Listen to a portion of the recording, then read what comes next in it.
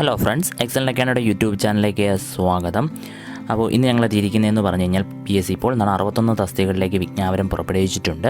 നമ്മുടെ പ്രൊഫൈൽ ഉൾപ്പെടെ എന്താണ് അതെല്ലാം വന്നിട്ടുണ്ട്. അപ്പോൾ അത് ഏതൊക്കെയാണ് 61 തസ്തികകളിൽ അത് ഏതെല്ലാമാണ് തസ്തികകളെന്നും ആർക്കൊക്കെയാണ് അതിൽ അപേക്ഷിക്കാൻ കഴിയുന്നത് തുടങ്ങിയ കാര്യങ്ങളാണ് ഞങ്ങളിതിലൂടെ പരിചയപ്പെടുത്തുന്നത്. അപ്പോൾ ആദ്യത്തെ വീഡിയോയിലൂടെ ചെയ്യുന്നതെന്ന് പറഞ്ഞാൽ ജനറൽ റിക്രൂട്ട്മെൻറ്റിൻ്റേതാണ്. അതാണ് ജനറൽ റിക്രൂട്ട്മെൻറ്റ് എല്ലാവർക്കും അപ്ലൈ ചെയ്യുന്ന ജനറൽ റിക്രൂട്ട്മെൻറ്റിൻ്റെ നോട്ടിഫിക്കേഷൻ ഡീറ്റെയിൽസാണ് പറയുന്നത്. അപ്പോൾ അതിലേക്ക് കടക്കുന്നതിന് മുമ്പ് തന്നെ ഇതിൻ്റെ ലാസ്റ്റ് ഡേറ്റ് ഒന്ന് പറയുകയാണ്. അതായത് ഈ വിളിച്ചിരിക്കുന്ന എല്ലാ തസ്തികകളുടെയും അവസാന തീയതി എന്ന് പറയുന്നത് എന്താണെന്ന് ചോദിച്ചു കഴിഞ്ഞാൽ 2/12/2020, അതായത് ഡിസംബർ 2 2020 ഡിസംബർ 2 എന്താണ് ഇതിൻ്റെ എല്ലാം അവസാന തീയതി എന്ന് പറയുന്നത്. അപ്പോൾ നമുക്ക് നോട്ടിഫിക്കേഷൻ ഫസ്റ്റിൽ വരുന്ന നോട്ടിഫിക്കേഷൻ നോക്കാം. കാറ്റഗറി നമ്പർ 128/2000 വരുന്ന കാറ്റഗറി നമ്പർ. ഡിപ്പാർട്ട്മെൻ്റ് എന്ന് ചോദിച്ചു കഴിഞ്ഞാൽ മെഡിക്കൽ എഡ്യൂക്കേഷൻ സർവീസിലേക്ക് വിളിച്ചിരിക്കുന്ന പോസ്റ്റ് എന്ന് പറയുന്നത് assistant professor in paediatric cardiology എന്നാണ്. അപ്പോൾ അതിൽ 2 വേക്കൻസിയാണ് വരുന്നത്. അപ്പോൾ ഹെൽത്ത് സർവീസിലേക്ക് 2 വേക്കൻസിയാണ് വരുന്നത്. അപ്പോൾ അതിൻ്റെ ക്വാളിഫിക്കേഷൻസും ഏജ് ലിമിറ്റും ഒക്കെ നമുക്ക് നോക്കാം. മെത്തേഡ് ഡയറക്റ്റാണ്. അതുപോലെ തന്നെ ഇതെന്താണ് സ്റ്റേറ്റ് വൈഡ്. ഈ പറയുന്നതെല്ലാം തന്നെ താഴോട്ട് പറയുന്നവയെല്ലാം തന്നെ സ്റ്റേറ്റ് വൈഡ് നോട്ടിഫിക്കേഷൻസ് ആണ്. ഡിസ്ട്രിക്ട് വൈസ് നോട്ടിഫിക്കേഷൻസിൻ്റെ അവസാന ഭാഗത്ത് പറയുന്നുണ്ട്. അപ്പോൾ ഇതിൻ്റെ ഏജ് ലിമിറ്റ് എന്ന് പറയുന്നത് 21-46, 21-നും 46-നും ഇടയിൽ പ്രായമുള്ളവർക്ക് അപ്ലൈ ചെയ്യാൻ കഴിയുന്നതാണ്. അതായത് വർഷം എന്ന് പറയുന്നത് 2/1/1974-നും 1/1/1999 ഇടയിൽ ജനിച്ചവർക്ക് അപ്ലൈ ചെയ്യാൻ കഴിയും. ക്വാളിഫിക്കേഷൻസ് എന്ന് പറയുന്നത് MD പീഡിയാട്രിക്സ് അല്ലെങ്കിൽ DNB പീഡിയാട്രിക്സ് അല്ലെങ്കിൽ DM കാർഡിയോളജി അല്ലെങ്കിൽ DNB കാർഡിയോളജി അല്ലെങ്കിൽ TCMC രജിസ്ട്രേഷൻ. അപ്പോൾ തുടങ്ങിയവയ്ക്കാണ് അതിൻ്റെ ക്വാളിഫിക്കേഷൻസ് എന്ന് പറയുന്നത്. നമുക്ക് അടുത്ത നോട്ടിഫിക്കേഷനിലേക്ക് പോകാം. അപ്പോൾ അടുത്ത നോട്ടിഫിക്കേഷൻ വരുന്നത് കാറ്റഗറി നമ്പർ 129/2000. ഡിപ്പാർട്ട്മെൻറ്റ് ചോദിച്ചു കഴിഞ്ഞാൽ Kerala state film development corporation ലിമിറ്റഡിലേക്കാണ് വിളിക്കുന്ന പോസ്റ്റ് എന്ന് പറയുന്നത് മെയിൻ്റനൻസ് എഞ്ചിനീയർ എന്ന് പറഞ്ഞിട്ട് ഇലക്ട്രോണിക്സിലാണ്. നമ്പർ ഓഫ് വേക്കൻസി എന്ന് പറഞ്ഞാൽ 1 വേക്കൻസിയാണ് ഉള്ളത്. അപ്പോൾ ഒരു വേക്കൻസിക്ക് വേണ്ടിയുള്ള ക്വാളിഫിക്കേഷൻസും ഏജ് ലിമിറ്റും കാര്യങ്ങളും നമുക്ക് നോക്കാം. ഏജ് ലിമിറ്റ് പറയുന്നത് 18-41, 18-നും 41-നും ഇടയിൽ പ്രായമുള്ളവർക്ക് അപ്ലൈ ചെയ്യാം. അതായത് 2/1/1979-നും 1/1/2002-നും ഇടയിൽ ജനിച്ചവർക്കൊക്കെ അപ്ലൈ ചെയ്യാൻ കഴിയുന്നതാണ്. മറ്റ് സംവരണ വിഭാഗക്കാർക്കുള്ള ഏജ് റിലാക്സേഷനും ലഭിക്കുന്നതാണ്. ഇനി അതിൻ്റെ ക്വാളിഫിക്കേഷൻ എന്ന് പറയുന്നത് എന്തൊക്കെയാണ്? Degree in electronics from a recognised university. ഇലക്ട്രോണിക്സിലുള്ള ഡിഗ്രിയാണ് അംഗീകൃത യൂണിവേഴ്സിറ്റിയിൽ നിന്നുള്ള ഒരു ബിരുദം വേണം. അല്ലെങ്കിൽ അതുപോലെ രണ്ടാമത്തത് പറയുന്നുണ്ട് experience in 3 years in instrumentation or maintenance of electronic equipments preferably in A modern film അല്ലെങ്കിൽ ടെലിവിഷൻ സ്റ്റുഡിയോ. അതായത് ഇലക്ട്രോണിക്സ് ഉപകരണങ്ങളുടെ അല്ലെങ്കിൽ ഇൻസ്ട്രുമെൻസിൻ്റെയൊക്കെ പരിപാലനത്തിൽ 3 വർഷത്തേക്കുള്ള ഒരു പ്രവൃത്തി പരിചയം, അതായത് ആധുനിക ടെലിവിഷൻ അല്ലെങ്കിൽ ചലച്ചിത്ര സ്റ്റുഡിയോകളിൽ നിന്നുള്ള പരിചയമുള്ളവർക്കാണ് അതിന് മുൻഗണന കൊടുക്കുന്നത്. ഡിഗ്രിയും ഉണ്ടായിരിക്കണം, അതായത് ഇലക്ട്രോണിക്സിലൊരു ബിരുദവും ഉണ്ടായിരിക്കണം, അതുപോലെ ഈ പ്രവൃത്തി പരിചയം ഉണ്ടായിരിക്കണം. ഇത്രയുമാണ് അതിൻ്റെ ക്വാളിഫിക്കേഷൻസ് എന്ന് പറയുന്നത്. അടുത്ത കാറ്റഗറി എന്ന് പറയുന്നത് കാറ്റഗറി നമ്പർ 130/2020. അതിൻ്റെ ഡിപ്പാർട്ട്മെൻറ്റ് എന്ന് പറഞ്ഞാൽ ആയുർവേദ മെഡിക്കൽ എഡ്യൂക്കേഷനാണ്. അടുത്ത പോസ്റ്റ് എന്ന് പറയുന്നത് റിസർച്ച് ഓഫീസറാണ്. കെമിസ്ട്രി അല്ലെങ്കിൽ കെമിസ്ട്രി ഓർ ബയോ കെമിസ്ട്രി എന്ന് പറയുന്നതാണ്. 2 വേക്കൻസിയാണ് നിലവിലുള്ളത്. 2 വേക്കൻസിയാണുള്ളത്. ഇനി ഇതിൻ്റെ ഏജ് മറ്റു കാര്യങ്ങളൊക്കെ നമുക്ക് നോക്കാം. ഏജ് ലിമിറ്റ് എന്ന് പറയുന്നത് 18-നും 46-നും ഇടയിലാണ്. 18 വയസ്സിനും 46 വയസ്സിനും ഇടയിൽ പ്രായമുള്ളവർക്ക് എന്ത് ചെയ്യാൻ കഴിയും? ഇത് അപ്ലൈ ചെയ്യാൻ കഴിയുന്നതാണ്. 2/1/1974-നും 1/1/2002-നും ഇടയിൽ ജനിച്ചവർക്ക് എന്ത് ചെയ്യാം? അപ്ലൈ ചെയ്യാൻ കഴിയുന്നതാണ്. അതുപോലെ ഇതിൻ്റെ ക്വാളിഫിക്കേഷൻ എന്ന് പറയുന്നത് MSc ഫസ്റ്റ് ഓർ തേർഡ് അല്ലെങ്കിൽ second class in chemistry or bio കെമിസ്ട്രിയിൽ MSc ഫസ്റ്റ് അല്ലെങ്കിൽ സെക്കൻഡ് ക്ലാസ്സോട് കൂടിയ MSc ആണ് വേണ്ടത്. അതുപോലെ 5 year experience in research either in bio chemistry plant products or inorganic chemistry. അല്ലെങ്കിൽ എന്ത് വേണം, എന്താണ് അതിന് എക്സ്പീരിയൻസ് ഉണ്ടായിരിക്കണം. MSc മാത്രമുള്ളവർക്ക് എക്സ്പീരിയൻസ് ഉണ്ടായിരിക്കണം. ഇല്ലെങ്കിൽ എന്താണ് PhD in chemistry or bio chemistry, അല്ലെന്നുണ്ടെങ്കിൽ PhD കെമിസ്ട്രിയിലോ ബയോ കെമിസ്ട്രിയിലോ PhD ഉണ്ടെങ്കിലും എന്ത് മതി, ക്വാളിഫിക്കേഷൻ, നമുക്കിത് അപ്ലൈ ചെയ്യാനുള്ള ക്വാളിഫിക്കേഷനാണ്. നമുക്ക് അടുത്ത നോട്ടിഫിക്കേഷനിലേക്ക് പോകാം. അടുത്ത നോട്ടിഫിക്കേഷൻ എന്ന് പറയുന്നത് കാറ്റഗറി നമ്പർ 131/2020 ഡിപ്പാർട്ട്മെൻറ്റ് ആർക്കിയോളജിയാണ്.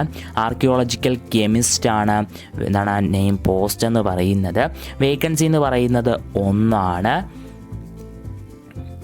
അതിൻ്റെ ഏജ് ലിമിറ്റും ക്വാളിഫിക്കേഷൻസും നോക്കാം. അപ്പോൾ ഇതിൻ്റെ ഏജ് ലിമിറ്റ് 25-36. ഇപ്പോൾ 25 വയസ്സ് മുതൽ 36 വയസ്സ് വരെയുള്ളവർക്കാണ് അപ്ലൈ ചെയ്യാൻ കഴിയുക. 2/1/1984 1/1/1995 ഇടയിൽ ജനിച്ചവർക്ക് ഇത് അപ്ലൈ ചെയ്യാൻ കഴിയും.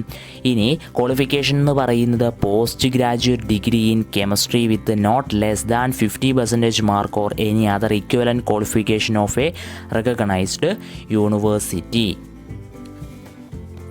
അതായത് എന്താണ്, ഒരു അംഗീകൃത സർവകലാശാലയിൽ നിന്ന് 50% മാർക്കിൽ കുറയാതെ നേടിയ കെമിസ്ട്രിയിലുള്ള ബിരുദാനന്തര ബിരുദം അല്ലെങ്കിൽ തത്തുല്യ യോഗ്യതയാണ്. അതുപോലെ തന്നെ എന്താണ്, മുൻഗണന ലഭിക്കുന്നതിന് അംഗീകൃത സ്ഥാപനത്തിൽ നിന്നും എന്താണ് prevention of monuments and handling and cleaning of antiques എന്നതിൽ 3 മാസത്തിൽ കുറയാതുള്ള പരിശീലനം ഇതിനൊരു മുൻഗണനയായിട്ടും എന്ത് ചെയ്യുന്നുണ്ട്, അവർ തന്നെ പറഞ്ഞിട്ടുണ്ട്. ഇനി നമുക്ക് അടുത്ത നോട്ടിഫിക്കേഷനിലേക്ക് പോകാം. അടുത്ത നോട്ടിഫിക്കേഷൻ എന്ന് പറയുന്നത് 132/2020 ഡിപ്പാർട്ട്മെൻറ്റ് കേരള ഇലക്ട്രിക്കൽ ഇൻസ്പെക്ടറേറ്റ് എന്നാണ്. നെയിം ഓഫ് ദ പോസ്റ്റ് ചോദിച്ചു കഴിഞ്ഞാൽ അസിസ്റ്റൻറ്റ് ഇലക്ട്രിക്കൽ ഇൻസ്പെക്ടറാണ്. ഇനി വേക്കൻസി എന്ന് പറയുന്നത് നമ്പർ ഓഫ് വേക്കൻസി എന്ന് പറഞ്ഞാൽ ആൻറ്റിസിപ്പേറ്റഡ് ആണ്, പ്രതീക്ഷിത ഒഴിവുകൾ മാത്രമാണുള്ളത്. അപ്പോൾ അതിൻ്റെ ക്വാളിഫിക്കേഷനും ബാക്കി കാര്യങ്ങളും ഏജ് ലിമിറ്റ് ഉൾപ്പെടെയുള്ള കാര്യങ്ങൾ നമുക്ക് നോക്കാം. ഇനി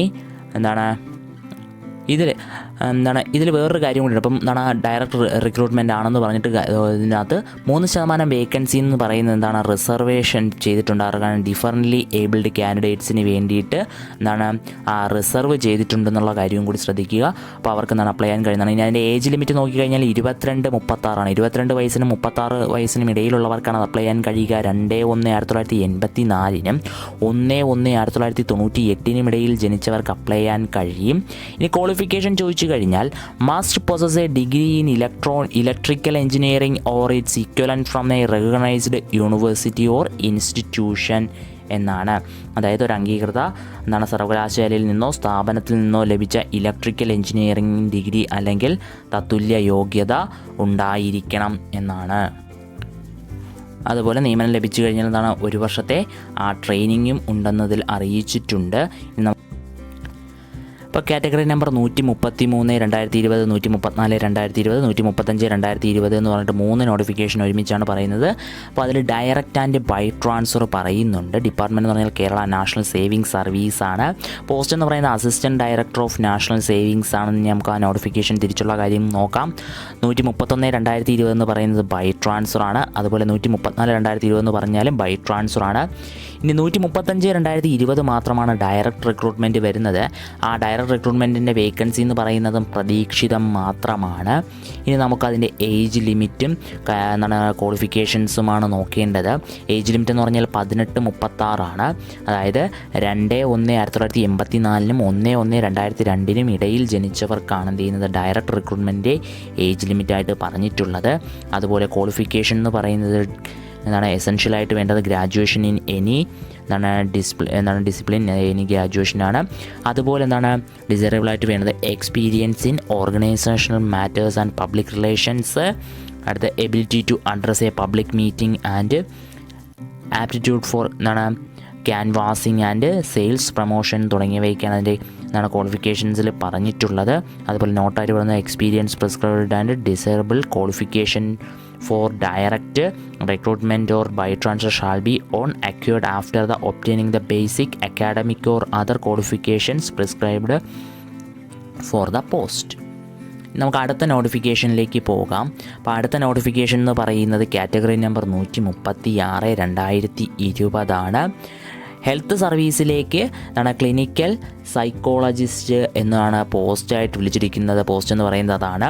ഇനി വേക്കൻസി എന്ന് പറയുന്നത് 2 വേക്കൻസിയാണ് അതിൽ വരുന്നത്. 2 വേക്കൻസി.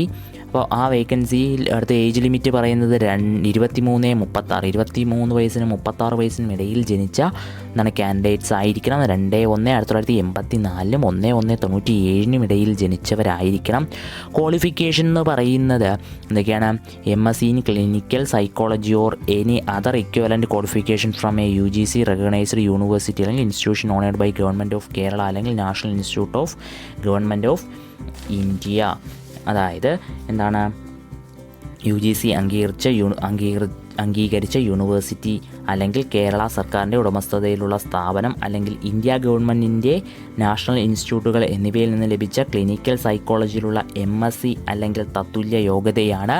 ഇനി അതുമല്ലെങ്കിൽ ഓർത്തിട്ട് അടുത്തൊരു ക്വാളിഫിക്കേഷൻ കൂടി പറഞ്ഞിട്ടുണ്ട്. എന്തൊക്കെയാണെന്ന് ചോദിച്ചു കഴിഞ്ഞാൽ UGC അംഗീകൃത യൂണിവേഴ്സിറ്റി അല്ലെങ്കിൽ കേരള സർക്കാരിൻ്റെ ഉടമസ്ഥതയിലുള്ള സ്ഥാപനം അല്ലെങ്കിൽ ഇന്ത്യ ഗവൺമെൻറ്റിൻ്റെ നാഷണൽ ഇൻസ്റ്റിറ്റ്യൂട്ടുകൾ എന്നിവയിൽ നിന്ന് ലഭിച്ച സൈക്കോളജിയിലുള്ള MA അല്ലെങ്കിൽ MSc അല്ലെങ്കിൽ തത്തുല്യ യോഗ്യത.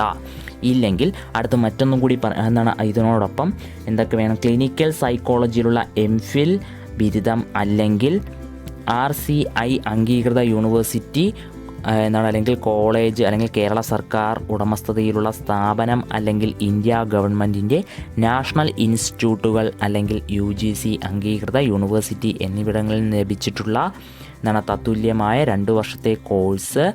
ഇതുമില്ലെങ്കിൽ എന്താണ്? ക്ലിനിക്കൽ സൈക്കോളജിസ്റ്റായുള്ള rehabilitation council of India registration തുടങ്ങിയവയൊക്കെയാണ് എന്താണ് ഇതിൻ്റെ ക്വാളിഫിക്കേഷനായിട്ട് പറഞ്ഞിരിക്കുന്നത്. നമുക്ക് അടുത്ത നോട്ടിഫിക്കേഷൻ നോക്കാം. അടുത്ത നോട്ടിഫിക്കേഷൻ വരുന്നത് 137/2020 ഡിപ്പാർട്ട്മെൻ്റ് എന്ന് പറയുന്നത് കേരള അഡ്മിനിസ്ട്രേറ്റീവ് ട്രിബ്യൂണലാണ്. നെയിം ഓഫ് ദ പോസ്റ്റ് എന്ന് പറയുന്നത് നെറ്റ്വർക്ക് അഡ്മിനിസ്ട്രേറ്റർ ആണ്. വേക്കൻസി എന്ന് പറയുന്നത് 1. ഇനി അതിൻ്റെ ക്വാളിഫിക്കേഷനും ഏജ് ലിമിറ്റും നമുക്ക് നോക്കാം. ഏജ് ലിമിറ്റ് 18-36 PSCയുടെ എന്താണ് സാധാരണയുള്ള ഏജ് ലിമിറ്റ് തന്നെയാണ്. 2/1/1984 1/1/2002 ഇടയിൽ ജനിച്ചവർക്ക് എന്ത് ചെയ്യാം? ഇതിൽ അപ്ലൈ ചെയ്യാൻ കഴിയുന്നതാണ്. അതുപോലെ എന്താണ് ക്വാളിഫിക്കേഷൻ എന്ന് പറയുന്നത് BTech കമ്പ്യൂട്ടർ സയൻസ് ഡിഗ്രി അല്ലെങ്കിൽ BTech computer science degree or equivalent. അതായത് എന്താണ്? BTechൻ്റെ കമ്പ്യൂട്ടർ സയൻസ് ബിരുദം അല്ലെങ്കിൽ തത്തുല്യ യോഗ്യതയാണ് വരുന്നത്. അടുത്ത് നമുക്ക് അടുത്ത നോട്ടിഫിക്കേഷൻ നോക്കാം. 138/2020 എന്ന് പറഞ്ഞിട്ട് വരുന്ന നോട്ടിഫിക്കേഷൻ എന്ന് പറയുന്നത് എന്താണ്? എക്കണോമിക്സ് ആൻഡ് സ്റ്റാറ്റിസ്റ്റിക്സ് ഡിപ്പാർട്ട്മെൻറ്റിലേക്കാണ്. പോസ്റ്റ് എന്ന് പറയുന്നത് റിസർച്ച് ഓഫീസറാണ്. വേക്കൻസി എന്ന് പറയുന്നത് എന്താണ്? പ്രതീക്ഷിത ഒഴിവുകളാണ്. അതുപോലെ തന്നെ ഇവിടെയും എന്ത് ചെയ്തിട്ടുണ്ട്? 3% ഒഴിവുകൾ ഭിന്നശേഷി വിഭാഗത്തിൽപ്പെട്ട ഉദ്യോഗാർത്ഥികൾക്കായിട്ട് സംവരണം ചെയ്യപ്പെട്ടിട്ടുണ്ട് എന്ന് പ്രത്യേകം പറഞ്ഞിട്ടുണ്ട്. അതുപോലെ ഏജ് ലിമിറ്റും കാര്യങ്ങളും നമുക്ക് നോക്കാം. 20 വയസ്സിനും 36 വയസ്സിനും ഇടയിൽ ജനിച്ച ഇവർക്ക് അപ്ലൈ ചെയ്യാം. 2/1/1984 1/1/2000 ഇടയിൽ ജനിച്ചവർക്കാണ് ക്വാളിഫിക്കേഷൻ എന്ന് പറയുന്നത്. എന്താണ്? ഒരു അംഗീകൃത സർവകലാശാലയിൽ നിന്നോ സ്ഥാപനത്തിൽ നിന്നോ എക്കണോമിക്സിലോ സ്റ്റാറ്റിസ്റ്റിക്സിലോ മാത്തമാറ്റിക്സിലോ ഉള്ള 1ാം ക്ലാസ് അല്ലെങ്കിൽ 2ാം ക്ലാസ് ബിരുദാനന്തര ബിരുദം. മാത്തമാറ്റിക്സിൻ്റെ കാര്യത്തിൽ കുറഞ്ഞത് ബിരുദ തലത്തിലെങ്കിലും സ്റ്റാറ്റിസ്റ്റിക്സ് ഒരു വിഷയമായി പഠിച്ചിരിക്കണം എന്നുള്ളതും കൂടി ഉണ്ട്. ഇനി നമുക്ക് അതിൻ്റെ അടുത്ത നോട്ടിഫിക്കേഷനിലേക്ക് പോകാം.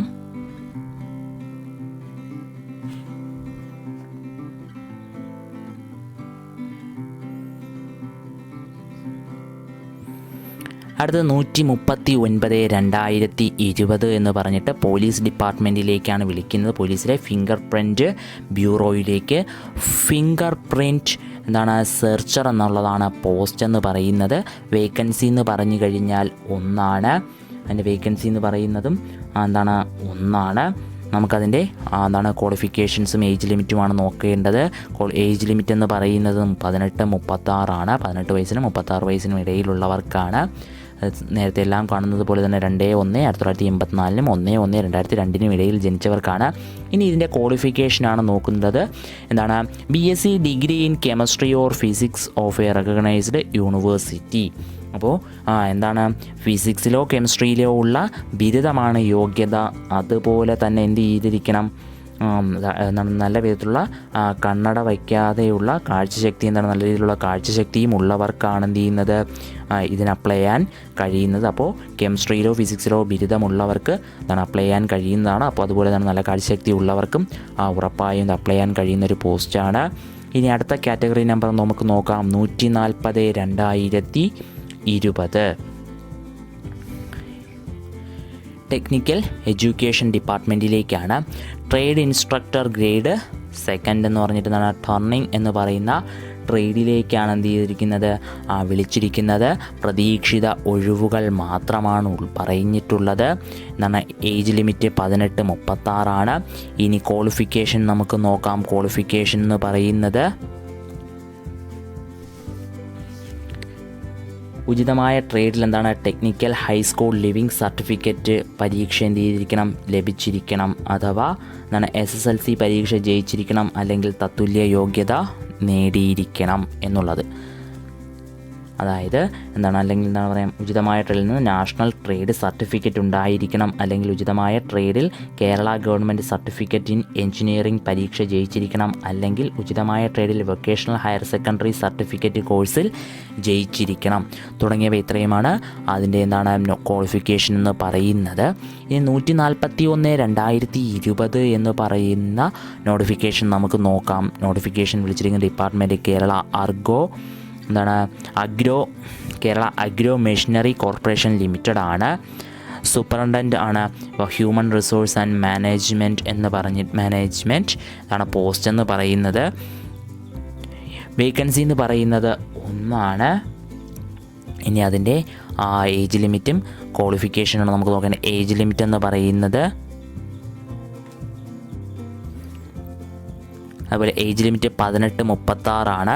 ഇനി അതിൻ്റെ ക്വാളിഫിക്കേഷനും കൂടി നമുക്ക് നോക്കാം. ക്വാളിഫിക്കേഷൻ എന്ന് പറയുന്നത് എന്തൊക്കെയാണ്? ഒരു അംഗീകൃത സർവകലാശാലയിൽ നിന്നുമുള്ള പേഴ്സണൽ മാനേജ്മെൻറ്റിലുള്ള ബിരുദം, അല്ലെങ്കിൽ ഒരു അംഗീകൃത സ്ഥാപനത്തിൽ നിന്നും പേഴ്സണൽ മാനേജ്മെൻറ്റിലുള്ള ഡിപ്ലോമ, അല്ലെങ്കിൽ